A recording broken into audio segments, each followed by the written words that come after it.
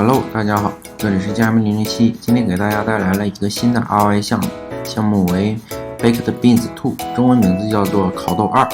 在视频开始之前呢，我先做一下声明，本视频不构成任何的投资建议，本视频只是作为近期的项目分享，大家在投资前一定要做好相关的研究与分析，对自己的投资负责。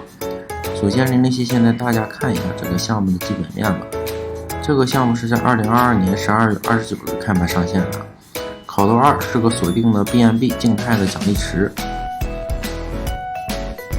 烤豆2开始的时候会收取一个1%的存款税，提款时的提款税为5%，也就是你投入10 BNB 到池子里会变成9.9 BNB。这个项目的最少投资金额为 0.01 BNB， 最高的投资金额为200 BNB。该项目的日息在3%到6%之间。这个项目一开始的时候起始日息为3%，但随着你不断的复投，日息最高会达到6%。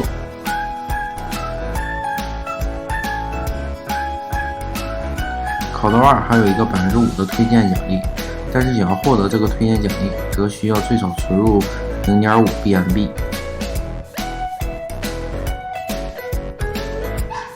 这个项目的玩法就是买了豆子之后，要每天选择重新烘烤豆子，或者是吃豆子。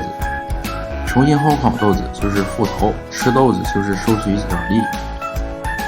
不过需要注意的是，如果你在第一天就选择了吃豆子，则会导致90%的一个损失；第二天吃豆子则会导致80%的损失；第三天吃豆子则会导致70%的损失，以此类推。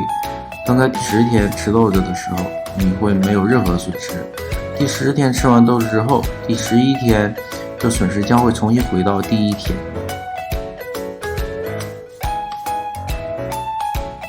并且最大的提款是每个钱包存入 BNB 的3倍。玩家如果在第10天之前吃豆子，减少了收益，减少的部分的50%将直接返回到项目的 TVL 里。另外的50%将直接发送到项目的钱包，这些资金将会用于社区的赠品和比赛。目前该项目还未进行审计，所以大家若想参与的话，还是需要谨慎，并时刻监督项目方的这个合约余额。以上就是这个项目的基本情况了。如果你对今天的分享内容感兴趣的话，或者有任何的问题，都可以在视频的下方留言，以及点击视频中的简介连接，加入电报社区一起学习讨论。如果你想了解更多的DeFi、GameFi、币圈的信息，可以点击订阅我的频道，007也会持续给大家输出内容。那让我们下期再见吧。